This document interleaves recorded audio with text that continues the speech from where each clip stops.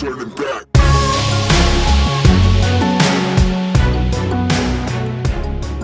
All right, welcome to the Lost Boy Scouts podcast. Another episode Back in the vault, back in the lab. back in the lab. Yeah, episode 41.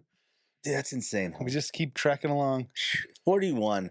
The other day I was listening to a podcast and it was interesting because the host was talking about some of the things that you and I had covered before, and I thought to myself how cool it was that there's other people talking, about what we talk about. Yeah.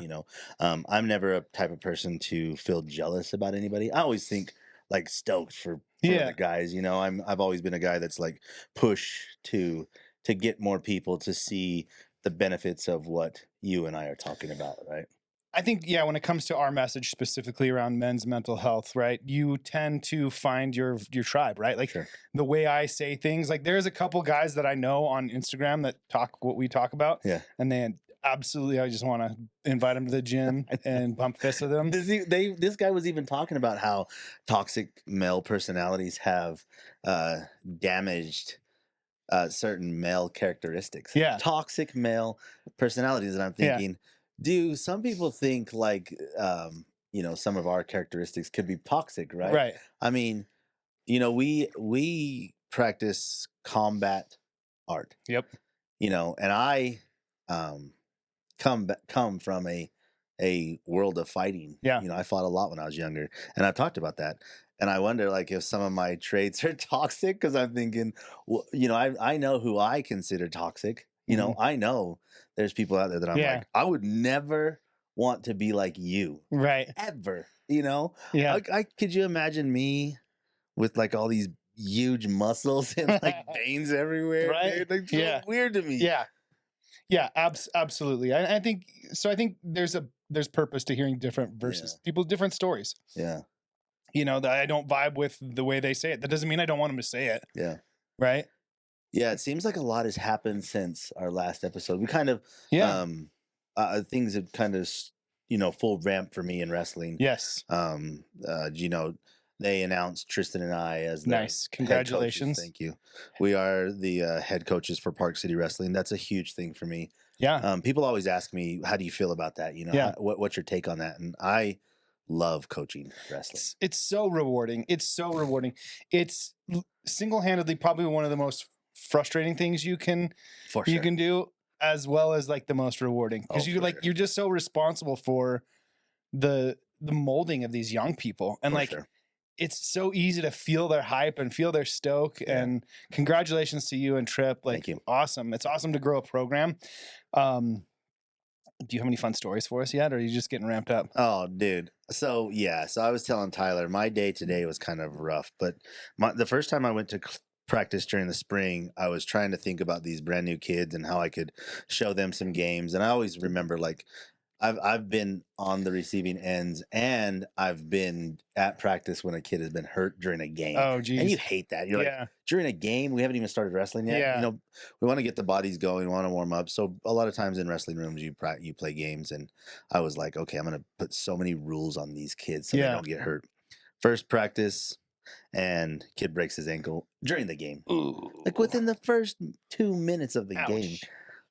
I mean, he was being a knucklehead, and that sucks. Today, one of our girls who is a monster. I've coached her in jiu-jitsu. I've taught her in jiu-jitsu. She is nice until she's not, and then she's not. Yeah. She's not at all. And she has a jiu-jitsu background, so she has combat mentality. Yeah. You give me energy that I do not like, I'm going to respond accordingly. Yep. And she tossed this kid on his head, and he broke his collarbone today. And that's why you learn how to break fall. Dude. Maybe that's something you should teach the wrestlers. Maybe like tomorrow we're going to teach break falls. Oh, dude, I was so flustered, Tyler. I was like, of all things, they just announced us as head coaches. This is my first practice as the official head coach, and gets tossed on his head and breaks his collarbone with a person that I knew had the ability, but she also has the ability to like be so kind to new people. And I told her today, I talked to her and I was like, hey, I'm sure he gave you some energy that you just did not like, right? And you acted accordingly. And I don't want to stop that. with our topic today. Yeah.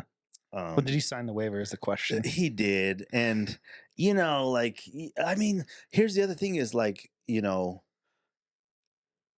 men today, I mean, for the longest time, girls wrestled with boys. Yeah. You practice with boys. And so our program is small. So the girls practice with the boys. And I'll look over every once in a while, and those girls are giving those boys the business. They're giving them the business. Right. And I'll look over every once in a while, and those girls have ran into a boy that is not putting up with it. And I'm thinking, gosh, what a crazy thing, because in a lot of rooms, girls only practice with girls. Yeah. Boys only practice with boys. Yeah. Because the girls wrestling has grown so much. And yeah, like so much has changed in my life in the last 2 weeks. Right. Yeah. And it's crazy how just 2 weeks time frame that since you and I sat here, it feels like so much has changed in my life, Yeah. Coaching again and going down the path of a new venture with a vehicle. Yeah. Oh yeah. Yeah. Out with the old and with the new. Out with the old. Man, our what did you think about the what was your thoughts on the presidential election and then that week?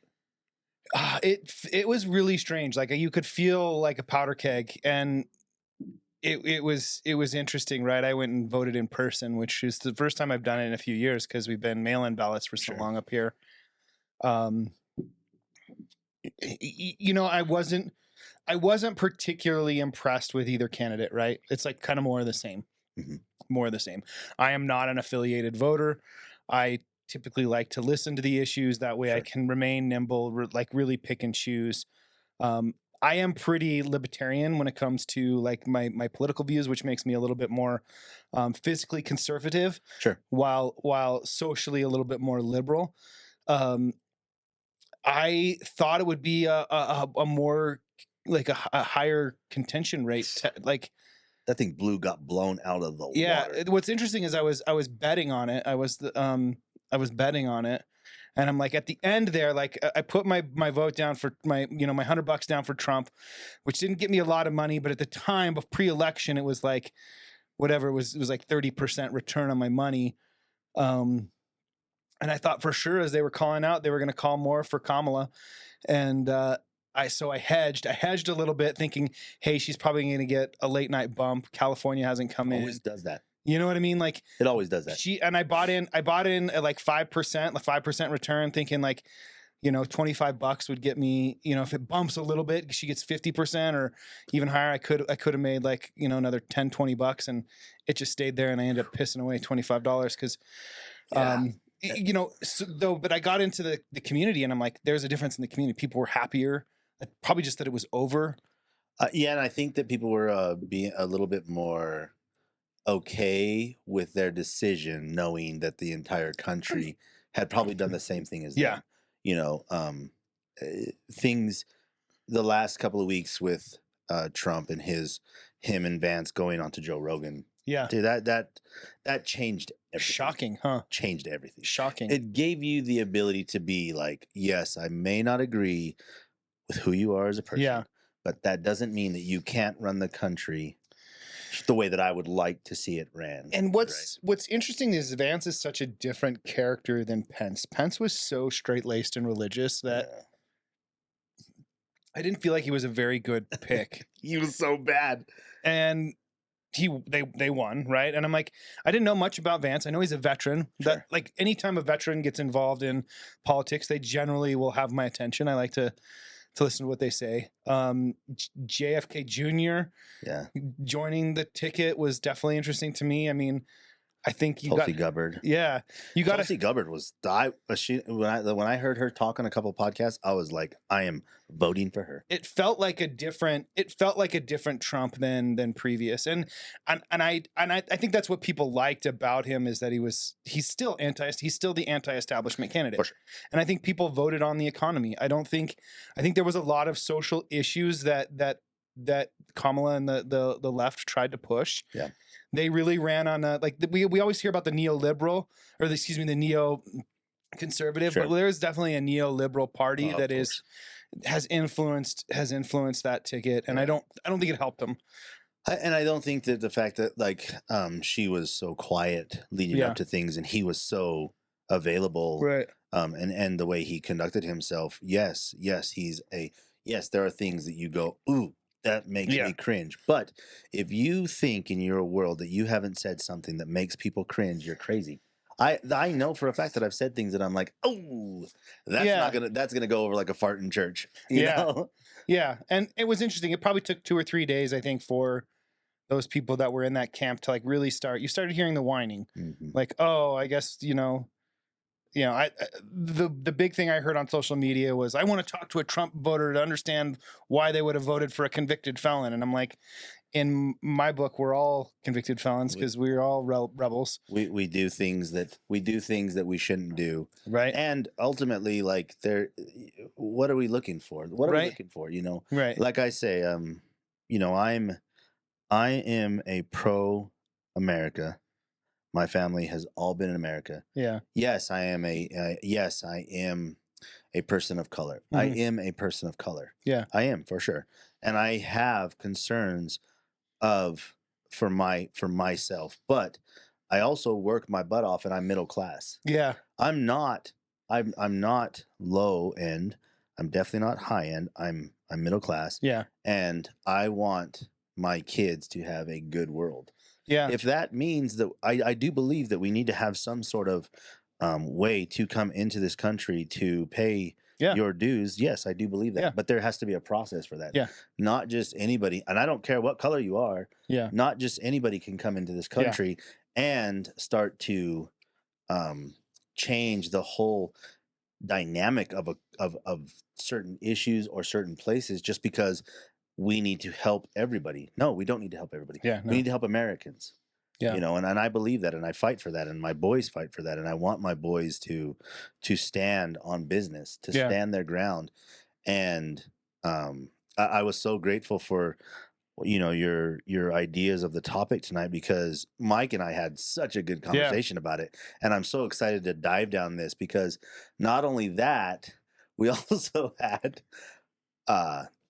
crazy UFC, crazy Mike Tyson fights. Oh, there's so much going on right now, and it was a crazy weekend of events. The whole thing was insane. Yeah.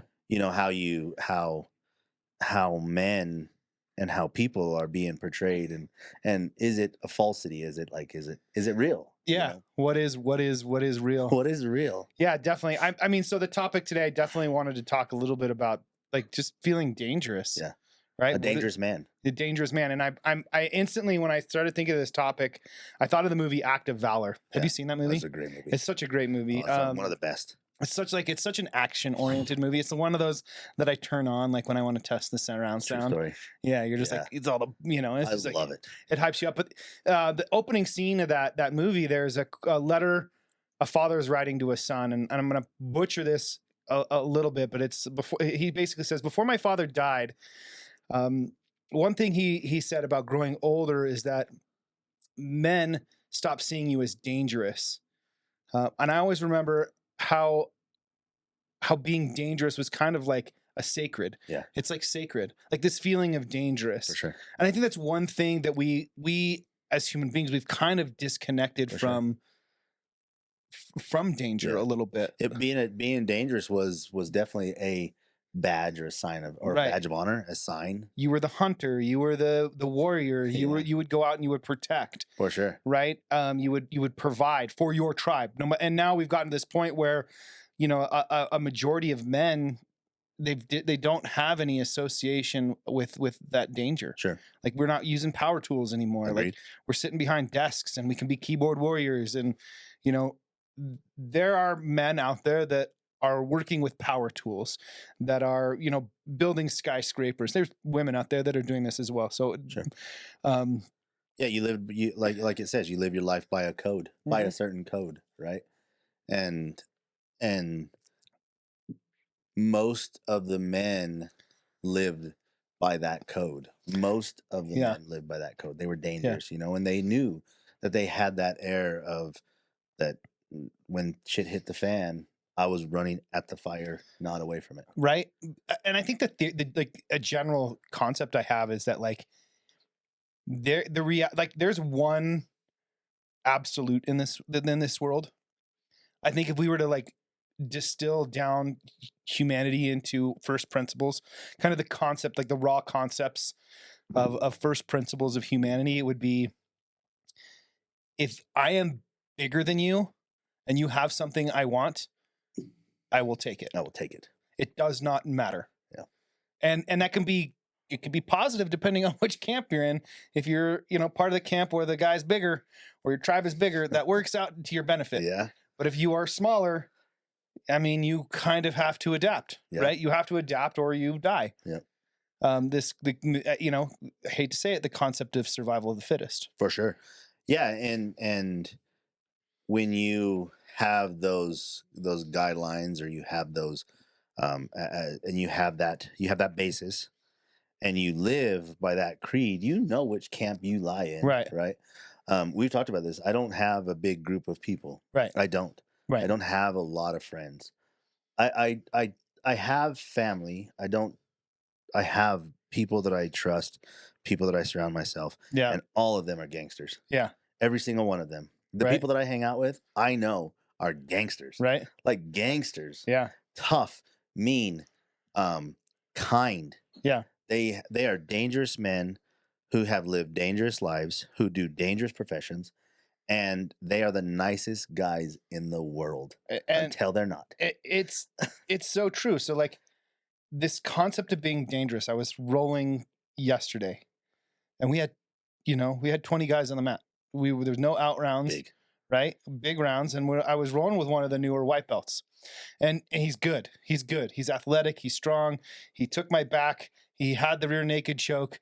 And at this point, I'm just defending the rear naked choke. I'm not doing anything but defend the rear naked choke. And I'm like, why isn't he finishing it? Why isn't he finishing it? I'm like, it's got to be because he's worried that he's going to hurt me. But I'm like, I'm defending myself, and I'll tap if I need to tap. And ended up losing the position because he just it's like he wouldn't put it on. And I the thing that popped in my head is that the Nick Hallett, like, man, you're just not being mean enough. Yeah, you're just not being mean enough, because I'll let you play. I'll let you play. But you know what I mean? Like, you gotta have it. You gotta want it. You gotta light that fire. You gotta not be afraid that your training partner isn't going to protect themselves. Right. And on the mat, definitely it's a learned trait. There are people that like don't learn it because, like, am I supposed to hurt you because you didn't tap? There are times when I've been like, you get a couple opportunities to tap. You don't tap, I will make sure that you tap. Yes. Now, I'm not trying to hurt you because I need you as a training partner. Yeah. But if I put it on you and you don't tap and you get hurt, you personally get hurt, that's kind of your fault. Absolutely. And I'm definitely guilty of that too. Like, I will, especially with upper belts, there'll be times where I'm rolling with Professor Nick and they're holding me in a position, and I can tell that, like, yes, perhaps my arm is in a precarious situation, but what is my role at that point? Do I tap and reset, or are they like, are they allowing you to they allowing me to like solve the problem until I figure out that the problem can't be solved? Right. And so I do get stuck in that kind of like, what do I do? And it is a weird environment, because I can see that, like, maybe they're allowing you to work through the problem, knowing that they're not going to hurt you, or maybe they're just like, go ahead. Yeah. Go ahead. Don't move. Don't tap. Right. As soon as you move one way, you're either going to tap or scream. Right. Yep. There are times when, and Professor talks about this a lot, there are times when there is no play. Yeah. Anything where life or death is at risk.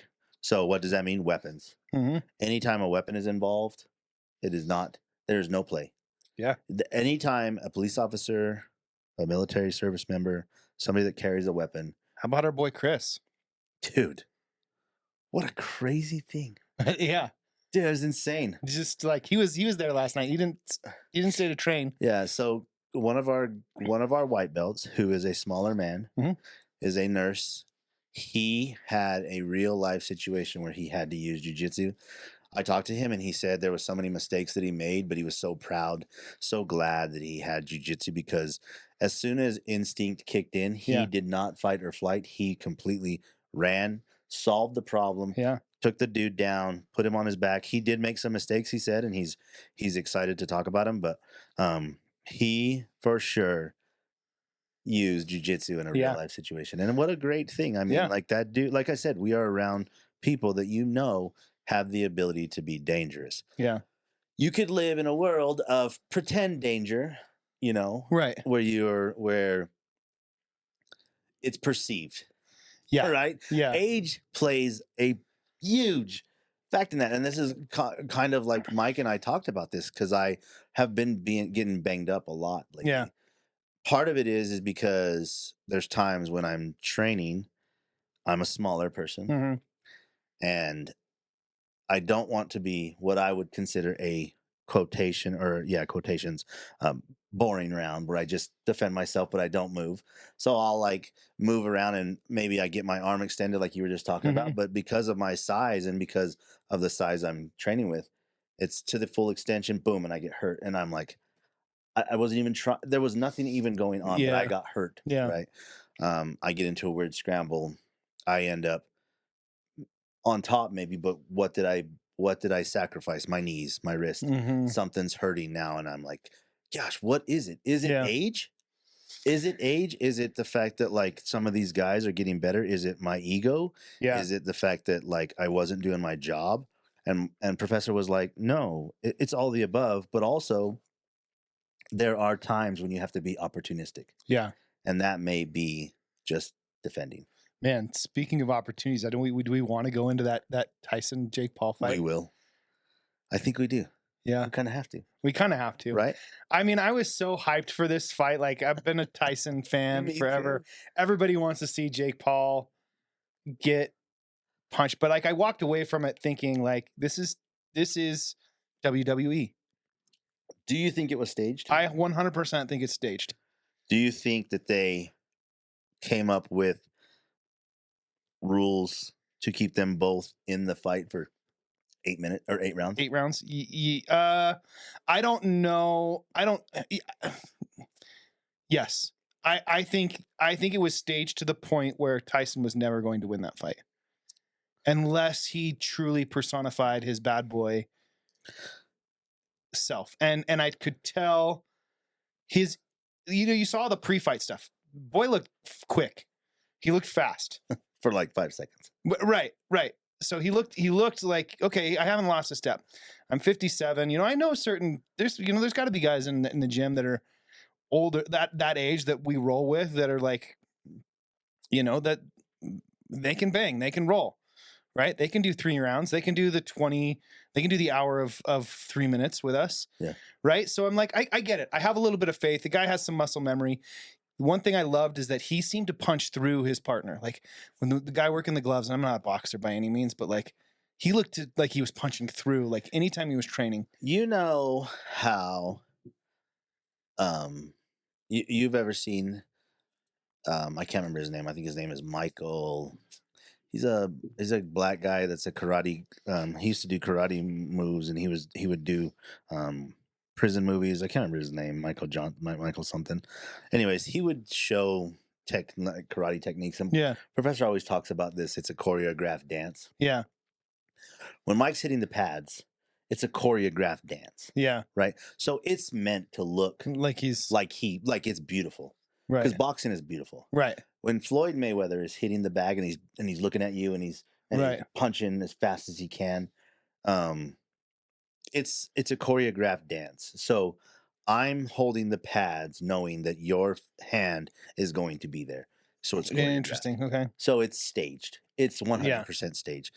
Does that mean that it doesn't matter in the fight? No, it matters, right? Like hand-eye coordination in boxing, cutting off the ring, doing things with your feet to make sure you can't step a certain direction, because if you step that direction, I'm going to punch you.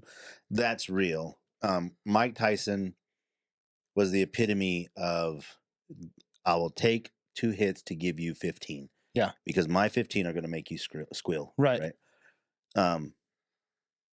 Jake Paul is 27 years old. He's very athletic. He's very young. Yes. In no world does he not kill Mike Tyson. No world. You don't think? No world. No world. Because there was a couple times that Tyson slipped punches, and it's clear Jake Paul did not have his gloves up. And if Tyson would have countered, like you saw the first few punches that Tyson got, it was a wake up call to Jake Paul. Mike Tyson is a dangerous man. He is a dangerous man. If he was to fight another 58-year-old man, and they both were boxers, Mike Tyson has a puncher's chance of knocking that person out. All things equal. This is not all things equal. Yeah. This is a choreographed thing for Jake Paul to broadcast himself as this person that he's played his entire life. Yeah. Yes. He's played. He's acted his entire life. And he's the heel. He is the Undertaker. He is. And Mike Tyson is what we all wanted. Right. What we all wanted, we got. We got this idea that we can still be dangerous. Yeah. I am 46 years old. I have a 20-year-old monster. Yeah. That Mike always reminds me. Yes, it sucks that your son kicks the crap out of you. Yeah. But you have to be proud about it. Because it's me that has taught him that. Yeah. I have tried before. I've thought to myself, I'm going to go at him today. And I last maybe about a minute and a half before he kicks it up. And I don't have that ability to kick it up. And that was the other thing we saw. Things equal. Yeah. Right? All things equal. Now, maybe like Anthony and Nick and those guys can because they're a little bit bigger than Tripp. And plus they have more experience in it. But that dude, I mean, he's killing me. All things equal, in which we are. We're about the same weight. He's, maybe about 5 inches taller than me. I've got grit and meanness on my side. He's got youth on his side. Yeah. That's what we see. And so my idea was to take it for what it was worth. And then I got bummed because you realized we're not dangerous. Well, there is somebody out there that is going to make you look like it's okay, right? Like Jake Paul did a great job of making Tyson look okay. But at any point in time, I just wonder though, he could have knocked the shit out of him. I mean, he stayed to the outside. He did exactly what I thought he was going to do. He stayed to the outside and he would drop in and, I think there was a contract that said, let's keep going each round because I've heard the contract went every round they got more money. Yeah. Every round that they lasted to the 8 rounds, you got more money. Plus, it was on Netflix, so nobody gave a shit about Netflix. Yeah. It wasn't a pay-per-view. It was on Netflix for free. How about the beginning of it when Mike Tyson turns around, and there's his butt cheeks, and you're like, oh, it's a 57-year-old man's ass. Yeah. That's what my ass looks like. Yeah. I mean, that was where I started to have no faith that he would win, right? Like his demeanor changed. Oh, yeah. His demeanor was changed. And when he walked out there alone and he's just kind of stumbling, I saw in a man a guy who was like, he was selling his legacy. He was selling his legacy. I think he wanted to get in there and at least do more. I think we got what we wanted out of Tyson. Like, you knew that he has the ability. Like when you seen the build up and you see him doing the choreographed pad hitting, it was cool to see like him back out there. What you don't want to see is the Mike Tyson where he's.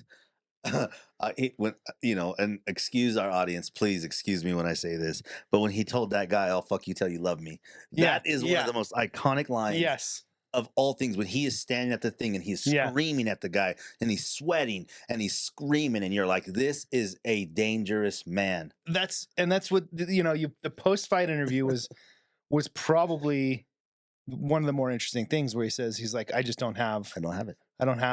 I've got the training. I can do the training, but he's like, I just don't have that same fire. I wonder where does that work? Because I mean, you were talking about a dude that was arrested hundreds of times before he was 13. I don't know about hundreds of times, but he's arrested. That guy like came from nothing. To be, I think 20. I think he was 20 or 21 when he won his first title, and I remember watching him being like, "Oh my, he's going to kill somebody." Yeah, because when he would get in there in the pocket and swing, and his everything was so beautiful.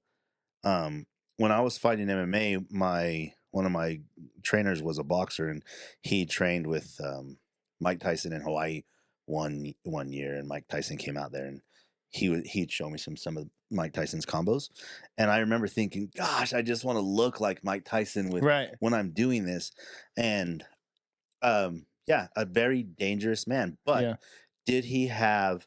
Do those guys have this fear of becoming irrelevant? Yeah. You know, like, what if you don't, Tyler, think that Danny is a monster on the mat, and then you come and try to take my title because you're not scared of me anymore? Man, we get there? Do we ever get there? I'd rather be knocked out by Jake Paul than sell it for $20 million. Personally, I'll take. Hey, he knocked me out. Like, okay, I'm old. I don't know that I could. I don't know that I could sell it. I don't know that I could go in there and play the role. You know, there was a lot to it, like him biting the gloves, like so weird, right? Which, like, the clinch, right? So there's this whole story that, like, you know, Jake Paul was in close until like the first couple of punches landed by Tyson, and then he started clinching, and they're saying that, like, at that point Jake was like, hey, slow down, like let's give them a show, and don't gas out, like he was going to go for a first round knockout, like that's what he wanted to do, right? And if he didn't, I kind of figured if he didn't get it in the first 2 or 3 rounds, he's not going to get it. And then I'm just like, when I saw him walking out, I'm just like, this thing is staged. He's not going to win. And so those people who want Jake Paul to go away, here's what you got to do. Turn it off. Don't watch it anymore. I know. That's the second one. Like, I don't have Netflix. I paid $6.99 just to watch that one fight. Oh, you did? Yeah, because I had to sign up for a 1 month, and I canceled it immediately. The stream quality was terrible. So bad. How about round 7 when it finally all of a sudden cleared up? Yeah, because everybody turned it off. Yeah. It was garbage, and I think that is interesting, right? Like, there's a point where you don't want that anymore. Like, he doesn't want that anymore. Yeah. Do you see it? Do you see masculinity going away with age? Do you see yourself like, oh, I'm getting older, so I'm not so masculine and I need to chase that? That's like one of those, like, where they call that where a guy goes through a midlife crisis, you know, because he feels like he's not living up to what he's supposed to be, and all of a sudden he goes buys this fast car and gets a younger girlfriend, you know, midlife crisis area, and age plays a part of that. Yeah. Right. I think age definitely does play a part, but I think you also got to understand your purpose. I think you got to deeply connect with your purpose. And I think at a certain point, right? Like, I will train until I can't. That'd be my goal. I envision myself with a black belt. That's funny you say that. You know what I mean? Like, I don't know how long I'm going to have to do it. I don't know how long I'm going to have to get there, but I really enjoy my time. I enjoy the community. Like, training for me has been a lot of fun. It reminds you that you are dangerous, right? That you are masculine, that you go around with other guys who you know. Yeah. It's funny because Mike, when after everything was said and done, and Mike and I had our conversation, and he kind of explained to me what, you know, where I was making some mistakes, and he took about 15 minutes just to have a conversation with me, which I was so grateful for because I needed it. Yeah. And at the end, as we were walking off the mat, he said, I want to see, you know, you and I on the mat, like at 80, 85, 90 years old together, like we're doing now, looking back and thinking about what we've just went through in this life. And what it meant to me is like, I'm not going to change who I am. Yeah. You know, I'm still going to be dangerous, but I'm going to make adjustments so I don't get hurt. And maybe that is like protecting myself against certain monsters in the mat that, like, sure, I can't do anything with them, you know? Sure. And it's okay, like, as long as they don't do anything to me. Right. You know, like, if a guy gets your back, and you're like, I can defend this. Yeah. It's okay. Like, if you get it, I'll tap. We're going to be friends. Right. You know? Yeah. It's okay. Yeah, it's totally okay. And I think there's a paradigm shift too. You get to an age where your skill becomes a knowledge I have to pass down. I have to help. Agreed. I have to help the next generation. I have to help my son. I have to help his sons.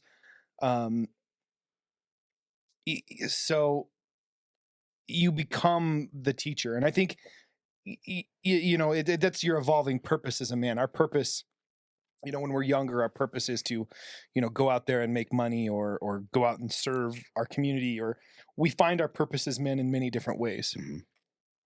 And I think that there's no intrinsic birthright anymore, or no rite of passage where we go out and we become the hunter, we go out and we become the warrior. We have to kind of find those now, on our own. And that's why so many young men are getting lost. So many are turning to video games or taking the path of least resistance, is because we're not in a culture anymore where we have to work to feed ourselves. Well, and how often is the dad busting his ass working so he can't actually spend the time with his son? Yeah. To teach him the things that he needs to teach him, because the dad is in his grind stage. Yeah. And there's so many guys out there telling you to work, work, grind. Get that hustle. Hustle. And now your kid, who is yearning and wanting to go and learn to become a young man, and he watches you do this, so he's like, oh, cool, my dad is grinding on the computer, I'm going to play this video game. It's kind of the same thing. Right. I'm going to get this. This. No, you're absolutely right. They mirror the behavior, because you're absolutely right. Dad was a farmer. I'd go out and I'd see him farm, because the farm was right out front. He was a cobbler. He was making shoes. Typically we'd see that in our neighborhood. He was whatever he did prior to kind of the new intellectual movement of work. Yeah. Right. Our children used to see it. Now we actually leave and they don't see us. They don't see us working. They don't see us working. Yeah, and they develop skills on their own, and they may not be the skills that you want. Yeah. They may struggle, and you don't see it because you're not home. You don't get home till late because you're working, you're grinding, you're hustling.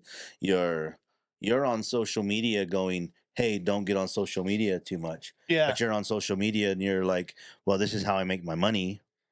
And so I kind of have to be on there doing, reels, and I've got to be doing, I've got to be grinding, I've got to be hustling, I've got to, right. And I'm going to go to the gym, but I'm not going to take you with me. I'm going to go to the gym by myself, and I'm not going to take you with me. I'm just going to go by myself because, I'm working on myself. And your young son is like, cool, I'm just going to work on myself too. And he has no idea how to do it. Right. So then the danger and that idea of like run at the firefight, but man, don't forget your job. Your job is to come home. It gets left, right? Yeah. And so I hope we don't lose fact that Mike Tyson is an idol. Yeah. But also Jake Paul could be an idol in certain people's eyes as well, because the dude has made it. He fought this guy has fought some of the craziest, toughest guys, albeit in their later years. But the dude is making a name for himself. Yeah, you have to question though if the whole thing is manufactured, right? Like, why, if he is the quote unquote the new face of boxing, and this is my question, is he really dangerous, right? Because there's that whole quote that like Tyson says, I'm dangerous. Jake Paul is manufactured dangerous, right? Like, what is, like, why isn't he boxing in a particular circuit with their rules rather than making the rules himself? Right? Because he's found a way to make money. Exactly. And so is it real? No. Right? They said his outfit was something like $1 million, his little boxing outfit. The dude came out in a car. Right. It was like Rocky. Yeah. Remember when Rocky came out? Yeah. And they lifted up Glover. Yes. And it lifted it up, and he's living in America. Yeah. Yeah. And that's exactly what it looked like to me, was just a fake. But boxing itself has lost a little bit of that, about a little of that luster. I think there's some really good boxers out there. We also, the UFC was this weekend, which was kind of crazy, and Trump and his whole cabinet being there was just like, what world are we living in? Right. John Jones, 37 years old, is the greatest fighter I've ever been able to witness. Yeah. And when you talk about like what we seen on Friday compared to what we seen on Saturday, that to me is like those dudes, very athletic to talented, probably juiced a little bit. Yeah. But man, like that's a fun thing. And you and I, because we train jujitsu, we can actually put ourselves in that environment, right? We can kind of put ourselves there, so we kind of feel like we're part of that community, right, with the UFC. But when you watch John Jones and you watch him dismantle Stipe the way that he did, you tell yourself there are some dangerous dudes out there, right? And that guy is as dangerous as it comes, yeah. because he was able to cut off the ring and then spinning back heel kick that dude. And could you imagine getting kicked by him like that? Yeah, no. Oh my goodness, dude. Getting kicked by a horse. And he set it up. Every time Stipe moved right, he'd whack him with a kick. Every time Stipe moved to his right, he'd punch him. Every time he moved to his right, whack him with a kick. Yeah. So what did Stipe have to do? Go left. And he knew he was going to go left. So all he had to do was whack him with a kick and then spin, boom. And Stipe was going to be there. Yeah. It was beautiful. It was beautiful. And that's what, to me, fighting is about. Yeah. You've been on the mat where you've set something up. You've set a trap for somebody that you're like, man, this trap is about to work. Yeah. And when it works, you have this like giddy inside your body. Yes. Yes. Yeah. You know what's funny with you is when we're training and when Jeff showed to go out the other side as opposed to, and when you get it, I can feel how excited you are that you got your arm to the other side of the body, because he said that would be the other hard part. And I can feel how you're like, oh my goodness. Yeah. I set the trap and the trap worked. Yeah. And I have to now go on the defense because I know it's about, what's about to happen. Yeah. That's what you're looking for. Yeah. And so like, how exciting is that? Oh, it's so fun. I hit a berimbolo last night, and Nick taught berimbolos, and it was like the most beautiful thing. It was. It's like that golf shot. For those people that golf, that maybe don't get this, like you hit that one golf shot and it's like, that's what keeps you coming back, right? Like that's what keeps you going. You're hitting the batting cage and you hit the ball, the baseball, whatever it is that like you find that flow. You find that flow. And it's a fantastic feeling. And you've accomplished what you were setting out to accomplish in this journey, right? Yeah. Same thing. Getting a girl's number. Same thing, getting a video. Yes. Yeah. And you're like, man, that worked out. Yes. That's the way I wanted it. Just how I wanted it to. Yeah. And so when you think about those things and as you age and you have to find happiness in your age and the little tiny victories that we have in our life, you don't want to forget about pulling the younger generation up. No, yeah. But then holding accountable the people that you have in your inner circle too, right? Like if that person is not, if you have a Jake Paul in your life, who you're like, that dude is so fake. Yeah. He's so fake. Yeah. But I mean, he's got his own entourage and shit, and it's cool. Like, they're doing their thing. I don't relate with them, but I definitely relate with Tyson. Yeah. I'm getting up there in age, and I wouldn't mind walking on national TV with my butt cheeks hanging out. Yeah. That was definitely the power move of the evening. Oh, that was so awesome. How do you develop resilience knowing that you're getting up there in age? I think it's you pick your battles, right? You pick your battles, right? You understand like that there is a pecking order, that you understand that you're right. You're not going to be, you may not need to be as overtly dangerous as you think you need to. Sure. And I think there's something to that, even when you are in your most dangerous, right? I think truly dangerous men, some of the most truly dangerous men I know, you wouldn't know. I know. You wouldn't know. Isn't that crazy?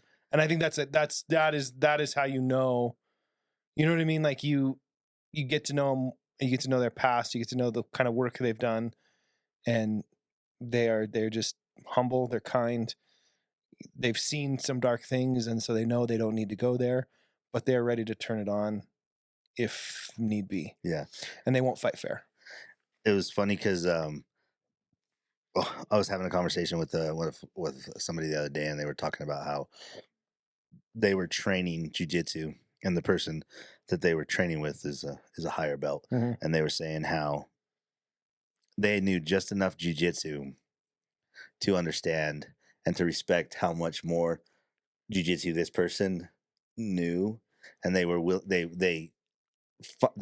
it kind of like light bulb went on about like how they knew just enough jujitsu to know that this person was just so much more jujitsu knowledge, and you could understand and kind of speak the language a little bit. So it made it fun for them to know how much more that person had where you can go. Respect. You're like, man, that person had so much more. And so when you're around those people and you want to stay in that, air quotes, dangerous era, or you want to stay dangerous, right? Don't pass on being grateful for the people around you and what they've given to you, know. And when you need to pass it on to a younger man or to your people, remind them that it's a code. Yes, it's a code that you live by. Right. It's not today, it's not tomorrow. It's like every day, this is what I live, this is what I want to do, and this is the path that I want to forge. Yeah, I think that's like, it's, if you think of danger as like a currency, right? It's converted from physical to mental. Sure. Right. And so perhaps the mental game is what you are learning about yourself and what you can pass down. And while they can accomplish the physical because of youth, because of age, perhaps they don't always have the skill set to rein it in, right? And that's where you for sure. I mean, you change the game. And so maybe I'm 50, 60 years old. I'm not as physically dangerous, but I agree. Am I crafty? Am I mentally sharp? Can I set traps? Am I more? Yeah. Can I set those traps? Yeah, I think that's exactly it. The currency changes from a physical to a mental. You probably get a little bit more patient setting the traps as well. Like, you don't have to rush it. Right. You probably don't have to force things. Right. Know? As we get older, you're just your air alone. Like, how many times have you rolled with Professor where you're like, just his presence, that he has a lot more patience, a lot more traps for you. Yeah. And so you have to be very careful. So that's a dangerous man that you're giving respect. And because you're around it, you're honoring his danger. Right. Oh, absolutely. And the way those traps are sprung, right? Yeah. Like, he's conserved his energy. So, right. He hasn't gone out in the first round and, expended it all. He has played his game. He's pulled you into deep. I love the concept of pulling him into deep water. A good concept. And the next thing you know, you're broken, or you're trapped, or you're tapped, or whatever. Yeah. And he's treading water, just spitting them. Yeah. Right. And he's just got you. He's just playing his game. So he's played that mental game a little bit better. Yeah. And we are going to get older. Our physical health is going to go down. Our fitness is going to go down. We can help that by breathing, by stretching, by staying in our routines, by avoiding, the pitfalls of things that can cause mental tiredness, fatigue, and physical fatigue, and keeping our gas tanks. I like to, whenever I'm talking to our youth, our young wrestlers, I always remind them they have a mental gas tank, an emotional gas tank, a physical gas tank, and to keep those things full as they possibly can. And as a coach or a mentor or a dad, your job is to constantly check your kids' gas tank. Hey, how are your gas tanks? Can I help fill those gas tanks? Because you would do that with a car. Yeah. But so we're an engine. So I always remind, hey, how's your gas tanks? How are you feeling about things? And if some of them are low, maybe you can help fill some of those gas tanks, and and help them. And especially with young men, don't stifle the danger. Don't stifle it. Help help mold that danger so that they can feel danger, so they can go through those tribal rituals, those tribal. I smother tapped all the white belts yesterday.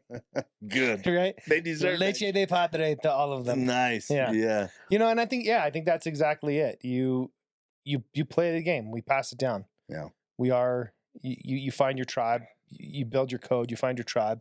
You find your tribe that helps where your code aligns, right? Like I've seen myself go from one group of friends to another group of friends, and again, I'm similar like you. I keep my friend group tight because they represent who I want to be, and there'll be times where I need to level up, right? And if they're not helping me level up, then I'm going to go out and find those people that'll help me level up. Yeah. Don't stagnate. Yeah. Don't stagnate. Keep your internal self-worth, self-discipline, and confidence. Keep it high, and keep the people around you, have them have the same values. And so be careful of your stereotypes and your attitudes and stereotypical, toxic male personality bullshit. Like it's a stereotype. Yeah. When I served on my mission, we were out on a lot of Indian reservations, a lot of res dogs, and the res dogs that there's always the loud res dog, the one that's barking at you and snarling at you. You didn't really need to be that scared about it. It was the one that like is kind of slinking around to your back. That's the one you had to kind of keep your eye on, because that was the one that was going to bite you. Yeah. The quiet one, the one that was calculated and meticulous. And I think that the same is true. I think that's what we're trying to drive home here, is that, there are ways to maintain kind of your quote unquote dangerous persona for sure well into the later parts of your life. Yep. And it could be just the fact that people, visualize you or see you as dangerous. Right. Like you said, we surround ourselves with some men that you would honestly have no idea the things that they've done, the things that they've seen, the level of danger that they've pursued. Yeah. You would have zero knowledge that they did that. Yeah. Or that they were capable of that kind of run to the firefight danger. Yeah. And that's how you should mimic yourself. I think so. I think so. And you don't need to be 400 pounds of steroid muscles to be dangerous. You don't need to call another man out to be dangerous. You don't have to pick on another man to be dangerous. Nope. You don't have to pick on people to be dangerous. You just have to carry yourself in a way that at any point in time, you'll stand on business, you'll hold your ground. And if things get escalated, you're okay to get there. Yep. Yeah. And I believe that about you. I think that you have those qualities. I know that you work hard on those things, and when you struggle, you're completely fine accepting defeat and asking for help. Yeah. Thank you. That's good. Yeah, no, thank you. And I think I've definitely surrounded myself with dangerous men like you, who've caught my arm in an arm bar and told me that you're going to fucking break my arm off. And so, the feeling is mutual. And I think that's what I love about our little community, and the way we push each other. Yeah. So if you're looking for ways to sharpen your sword, man, come join us. Park City Jiu-Jitsu. Yeah. Man, what else you got going on besides wrestling? Wrestling, right? Wrestling keeps you out of the snow, though, right? It does keep me out of the snow, and it keeps me where I want to be, which is in the gym, on the mats. So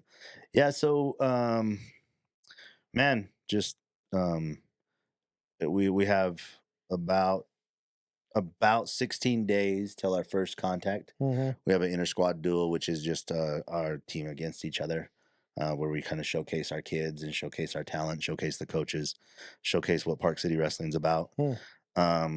So we're building our staff right now. We've got some good moms and some good parents and some good guys around. Trip and I, we're like I said, about 16 days from first contact, which is first dual meet, and then first tournament is the 5th and 6th and 7th of December. That's our first contact, and then after that it goes till about the middle of February. It's kind of weird this year because we have divisionals, which is where you qualify for state. Then I go to Florida, come home, and then we have state the next couple of days. Oh yeah. So that's going to be a little weird. Misty and I are thriving. Gosh, she set up Christmas already, and where our house is Christmas. It's kind of nice. Like, I enjoy when she's excited about that kind of stuff because she loves it. But we got a Christmas village. We inherited it, and we put it up, and we keep adding to it. And it's the Dickens Christmas Village. It's just a small village with lights, and they're ceramic, and it is awesome. I love it. That's cool. And we set that up in our house, and so it's our shining decoration that we that's cool. Put on. So it's cool. What do you got going on? Man, I just training, just work, just school. How was your trip? Oh, it was awesome, man. Where'd you go? I snuck out last week. I just needed to get out of town. I ended up in Durango. Those pictures you sent in Moab were sick. Yeah, dude. So I drove down Wednesday night to Moab. It's Salt Flats. If you've never been there, that's where like the infamous Hell's Revenge. That's where Slick Rock is. That's where all the mountain biking trails. But if you drive through there all the way to the top, there's a open space campground. It's a campground. It's free, but it's pretty primal. The pictures were insane. Dude. Yeah, and it's called Porcupine Rim. Okay. Right, so you basically look out over what they call Castle Valley, and it's just like, I don't know how high you are up there, but like you're high. Yeah. And you look off the edge, and it's just like you get vertigo. I was like, whoa! I got dizzy. I got dizzy looking down. It was cool to see the Bronco out there in the blue skies. Yeah. And the whole thing was like, dang. Yeah, it was awesome. So I spent Wednesday night getting down there. I mean, I left around 1 and got pulled into Moab about 4. Were you by yourself? Yeah. Wow. Just gassed up. Was there anybody around you? Did you have any campers near you? Mm-mm. Whoa. Yeah. Just you and the stars. It's me and the stars. How primal was that? It was pretty cool. Mostly because it was cold. There was snow on the ground. It was about 26 degrees, snow on the ground. You left, you were saying that the only thing I'm worried about is how cold I might get. Yeah. Tent held up well, and I actually wasn't too cold. Like once I got all my sleeping bag and stuff on, next time I'm gonna drug myself because I did not sleep well. I was warm. It was just kind of like the tossing and turning. Like, I got a rooftop tent, a 23-0, and it's like they're great tents.